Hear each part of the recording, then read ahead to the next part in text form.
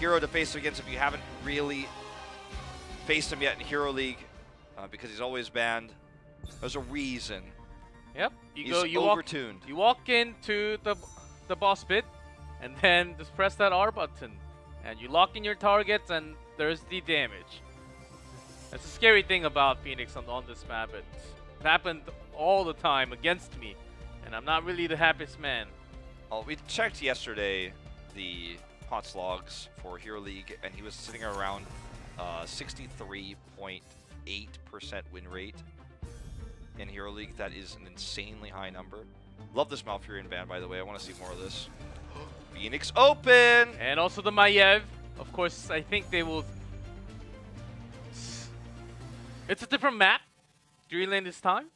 But last time they were choosing Genji over, and that's going to be the same.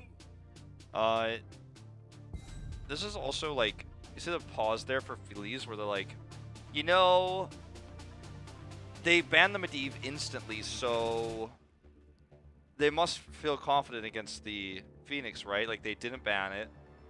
They left it open. Ballistix has left Phoenix open twice. So, you know what? I think personally that Ballistix doesn't think that Phoenix is very strong. They're not picking it here. They're not banning it twice now. Either that, or they're waiting for the big match tomorrow. I think they're intentionally hiding it for tomorrow's match. That's the only other reason. Tomorrow is the big day, by the way, guys. The closest thing we have to Telecom Wars, and here's the Storm. The L5 MVP Black rivalry now. KSP Black versus Ballistix. Or they just concluded that Hanzo is a better ranged DPS compared to Phoenix. Phoenix, of course, has an escape, but once you get caught by the CC, you cannot even use that warp. Yeah. As to call once again from Liu. Very impressive, and this is Sky Temple. Some small choke points. He has been really consistent with the silences and the healing. We saw the number. Maiev ban. This could be a Phoenix ban from Feliz just for safety. I think Phoenix is still pretty strong here for Ballistix, despite the fact that it looks like they really just don't want to run him today. So that's something else that Feliz is thinking about. Ban the Uther. This looks very familiar to the first draft. If they're going to pick Phoenix, they're going to do it right now. And we'll see him maybe pair up with the... Like, you can use Planet Cracker with the arrow. Saw that just yesterday in North America. Can be used with Taunt, but mostly it's Purification Salvo that we are seeing right now. Well, some thought given. It will probably be SDE to play the Phoenix if he does play it, because Hanzo is best Hanzo in the world in most people's opinion is SC. Rich might have an argument otherwise, but we'll find out the answer to that tomorrow. I think it's a smart ban from Feliz also, picking up their own support before the second ban phase, and targeting Magi's hero pool actually somewhat interesting. Best pair, the two best pair, Malfurion Stukov, away from that Garrosh. Yeah, and they have the Liu's Stukov, who's just his best hero, so it's an intelligent priority. And when we do eventually have 3 bans, this kind of thing is going to happen more often. Like, Judy is fired, okay? Like, Judy's going to have some problems, right? Because he can't play more than 2 heroes. Oh, ban ETC, ban Diablo, ban Garrosh. What? Time to learn new heroes. Or just ban 2 and pick 1. Well, that's going to be some massive hero pool fights during the draft if that happens. They could still pick Phoenix as the 5th pick. I don't think they will, but the cool thing about Phoenix is he has 2 viable ways of play. One is more like a mage, and the other is the auto attacks. We saw lots of what's the word? The Q build instead of the basic build. Yes, last night from the other region. Very powerful. That's my favorite one. It's tougher to pull off and it's less consistent damage, but you can get that extra burst. Greymane, fairly safe pick against a potential Phoenix, and Johanna. And the Johanna means it would have to be the Q build, but I just think with the Johanna pick, they're not going to pick the Phoenix. You put all your damage into 2 types of ranged assassins like that. Very risky. I think it's more likely going to be something like a Falstad or a mage, which is rare. Obviously, for Ballistics, they don't really play mages. But it can't be too low of an HP where Genji would just come at you and have a kill. Yeah, I think Li Ming is actually okay. Or just a Tychus. Yeah. Their usual, as Yun has pretty... No fun 5, man. No fun 5, yes, we do know. And they are trying to do the same, even with the snipe onto the support choke. Just having that Regar. Don't think this is going to be a Phoenix. I'm leaning towards SDE's Li Ming. Or the Tychus you just mentioned. The one they picked last game. I want the Phoenix. And we get the Phoenix. The first Phoenix from Korea is here! Game 2. Alright, cool. So I'm guessing this is going to be Q build, probably. Yeah, Plasma Cutter. Against the Johanna. So this is going to be rad. Who's going to be on SDE, I'm guessing, yeah. right? Well, given that Johanna's on the other side, it only makes sense. And yeah, you can see if you look at the bottom left, it is SDE playing it, so... Whoa! Hype!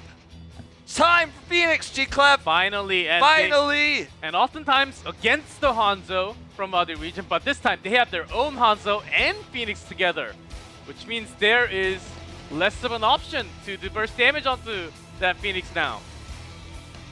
Here we go! Game number 2, Sky Temple. SDE's Phoenix. Tell your friends.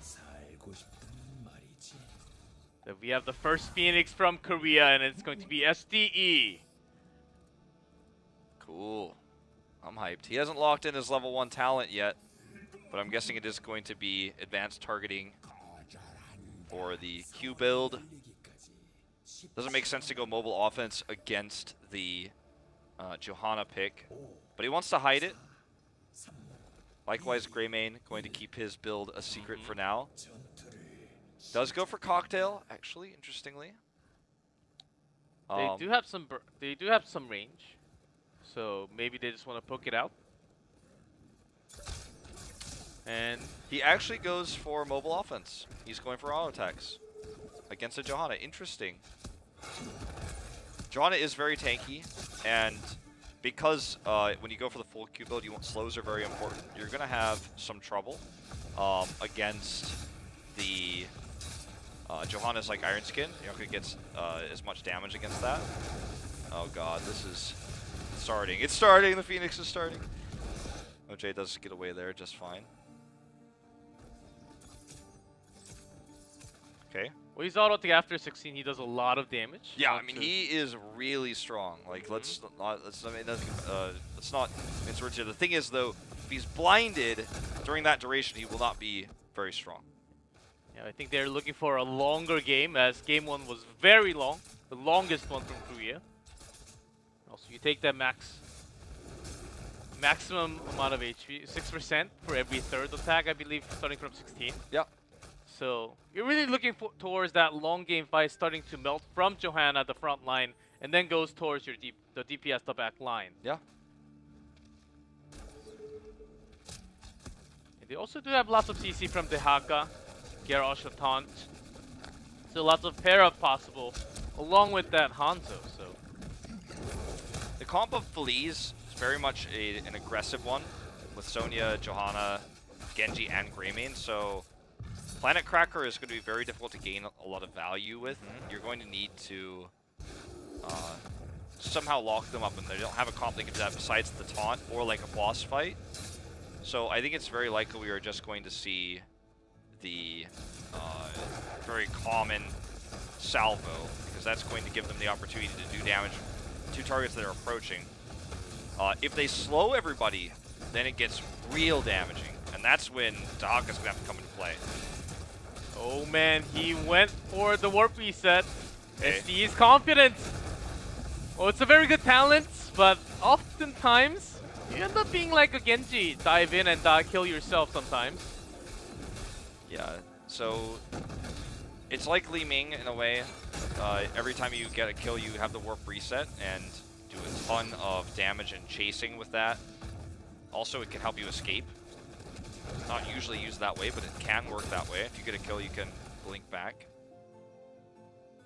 Okay, very even game so far though. Feliz not really making any macro mistakes, controlling neutral ground, having the swapped soul laner. Gray main down there. Uh oh, this is not a good situation. OJ eating a lot of damage. Look at that auto attack base damage coming out from level 1. Warps away. Easy. Easy, easy. Gonna get that shield regen. Mounts up, he's out of here. Yamagi to survive. Maybe Greymane could have gone in, but that was going to be a trade if he went in a step further. Look at Ballistix just owning the map here, as with the Haka, Greymane has to get the extra wave, so they know single member is away, trying to pressure into the top now, as the Haka can always join the team fight. Yeah. ST just using his phase disruption mode here to poke at Sonya, but now gets caught. Has to be cleansed. Will warp away though easily. Gets out of there. The final shots in mid. Daka soaking so much in bottom right now. Greymane has actually been the roaming soaker to kind of match the soak of Daka. That's why, despite the fact that they have the Daka, they have this global, Feliz is not very far behind in experience with pretty much even trade on the temples. He did go for the warp warfare, so he gets a ton of attack speed when he warps. So far he's been using the warp only to run away, but hey, it's a lot of extra damage. Yeah, once you make that engage, once you know that you can secure the kill, and you can warp in and have massive attack speed with that talent from 7. I know we've been focusing a lot on Phoenix, but these macro fights have been pretty even, but much more siege focused than Ballistix. They are always trying to push a little bit more with the camp, as they have a lot of range damage also, not really putting themselves into a dangerous positioning. Yeah. They have to be careful. Ballistix does against this comp, because it can really get out of control if they end up getting a pick. Like Greymane can do tons of damage to structures, so can Sonya. Weird build for Greymane, by the way. Half cocktail and then eyes in the dark. I guess mostly just because obviously Phoenix can't auto attack you to death if he cannot see you because you're cloaked. That's one way to look at it. John with the flank here. So much damage coming out here from SDE. There's the toss. That's going to be a dead OJ. Here's the warp chase. Look at that attack speed. Frankel taking some real damage here. Ropes in a Magi, and that wolf is the DPS. Yep, goes to go for purification salvo. Oh man, and you know, at that moment, you have a Hanzo on your team. Go for the boss. You have the advantage, and they take a massive leap into this macro game. Look at SDE just kind of kiting and doing that extra damage. Sonya does sneak the top fort, and that'll get them 10 as well, but they're going to lose the bot fort to the boss, maybe even more. They might make a mistake. Purification salvos, I'll look up the cooldown on that, because I don't actually have this. It actually doesn't even tell me what I'm looking at right now, but I think it's like 60 seconds. Not the longest one. Yeah, it's pretty medium. I wanted to give you guys the exact number, but I'm sorry I don't have it on hand. But I do 75. 75, okay. So it's fair, a little bit longer than I was thinking. But it's something that they could really use to control zones like this. Because it's very easy to make sure you maximize the value with slows when you have a Daka on your team. Daka comes in, you do a ton of damage with that. You also have your Q. A lot of ways to make sure that that really just pushes everyone on Feliz back. Cleanse used actually here onto SC already, but they want to go in for the fight. SDE could go in for a warp. Look at that the taunt coming through on Frankel. Caught, here's the salvo from SDE, doing tons of damage, and he actually warps in. Look at the basic attack. He needs another kill before he can warp out. Okay, gets the Ancestral, gets out. I don't know if you get another reset if you are in the middle of warping while you get that, so I think you do, but he doesn't need to use the second one here to get this kill. That's going to be a second fort going down here after the boss got the first one. There's that warp from SDE. Wolf, what would you say, Wolf? Phoenix pretty strong? Yeah. Yeah. I was saying that before too. Now I have further proof for the argument. Not just that he was pressuring into lane alone, because he has warp. But their front line, Garrosh and Dehaka, has been so effective against what Feliz has right now, that initial silence to save Johanna was not close enough. I would actually say not positioned exactly to save your teammate. Yeah. Oh, Aber. And Hooligan's so waiting for the sorry. dash. Oh, a little too. He messed it up, but that's okay. He's like, I knew I shouldn't use Groundbreaker to clear those minions. That's okay. Full warp build here with the Adamantium Shell now. Gonna have armor after warps. Pretty unusual, actually, to me. Like, I haven't really seen anyone run this build right now. Oh, missed. Oh, Shield tossed. and That's a silence to slow everybody, to stop them from getting the kill. Okay, well, that was... Everything went better than expected. Yes, but even had to use the taunt, so another tool wasted, but they need to get 13, and Jungha was defending that the entire time. They knew the rotation coming down to mid lane. Frankel sneaks away with this fort. Stukov does go down. They're looking for more kills over here. There's the arrow follow-up, SDE. He does some pretty big damage. You have to escape. Johanna. I'm sorry, Johanna. No, this is Johanna. Same skin, though. Frankel on the gray main I was here. looking at Johanna. Heart's back home, actually. Oh, okay. So, to survive and Aimer, the moment one of their teammates. No, earlier I actually saw OJ for 1 second, because OJ actually used to be the gray main player back in the day, and I thought he was playing gray main because the skins are so similar. Johanna looks a lot smaller in this skin. Also, Aimer's Genji seems very different from Frankel's Genji. So maybe this triple-ish DPS with Sonya not really working out too well for them. Taunt! Gets a taunt, and Feliz just feels like they're playing really sloppy right now. Like, they're just making a lot of mistakes here. Like, they're roaming not together, they're split. SE gonna get blown up here by Go for the Throat, but SDE will get revenge.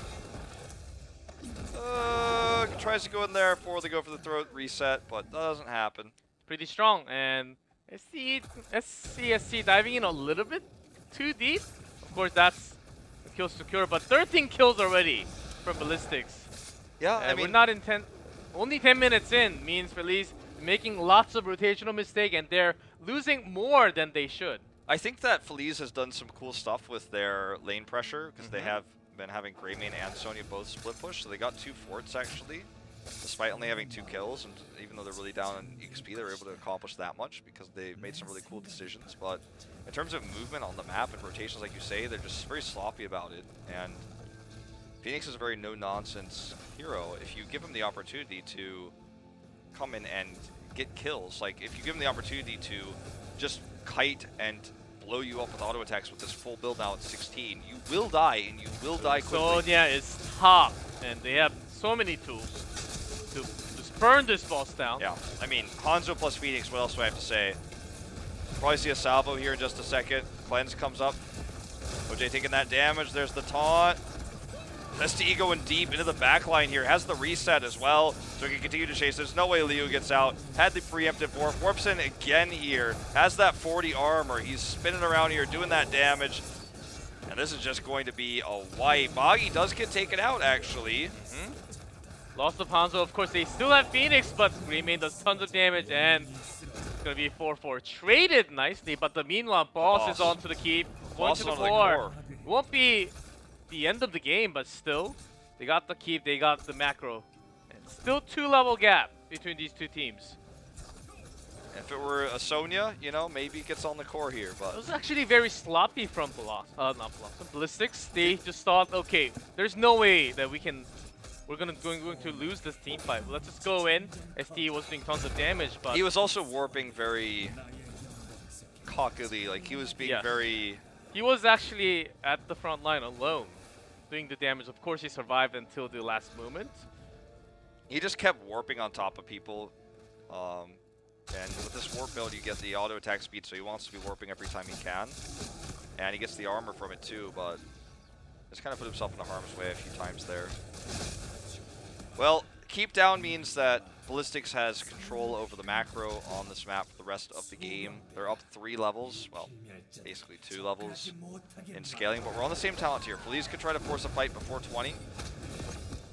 Very difficult to do against the Phoenix Trap. I like this though. Pushing the Garrosh away. This could be the opportunity. Hanan kiting away though. Here's the salvo. He's caught. He gets the shield here. He actually will survive for the time being.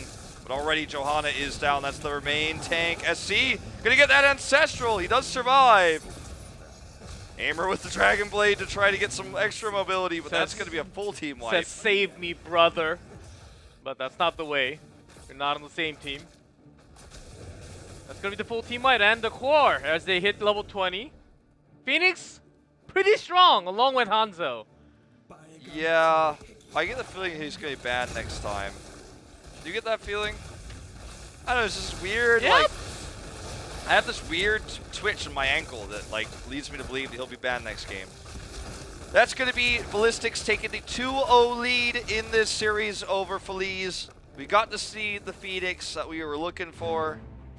And to be honest with you, Jacob, I think I've seen enough. Already? Despite one Phoenix? One Phoenix game, I'm like, you know what? That's all I needed to see. I thought so. Yeah, it was, he's pretty good. And so, maybe no more of that Phoenix. Maybe get rid of him. Yeah, take the two best top tier ranged assassin right now. Hanzo and Phoenix. Of course, there was lots of burst damage. Sonya, Genji, Greymane is targeting SCSC, but if you target, put everything out to get that Hanzo. 47,000 damage in 1349. 10,000 more damage than Aimer, and Aimer only died twice. 10 kills. 10 kills. What kill was he not involved in? I guess... No, he only died that one time. I wonder which kill he wasn't involved in. Weird. Almost 100% kill involvement. Well, Phoenix, that was the game from Korea and Ballistix SDE. Though not the perfect game, I would say he was very aggressive. It's always... Sometimes it's better to be aggressive as Phoenix. The way he built his build, he can get the reset, and once you know that you can get a kill, you can actually warp out. Yeah. So that's why he was being cocky with the positioning, but also costed them a little bit. I've never seen this warp build before, and forgive me if it was played in another region, because I VOD reviewed that really quick this morning. I was mostly just watching like the positioning and stuff like that. I tried it a few times. It's really hard, but very rewarding. Yeah, like I looked at that build and I'm like, I want to try that right now, because you get the resets, you get the attack speed, you get the armor, and if you do the auto attack build, you get that bonus from the attack speed anyways, and you get the 16, and you're like flying around everywhere. If you're carrying, and guess what team let you play Phoenix, so like you're carrying, okay.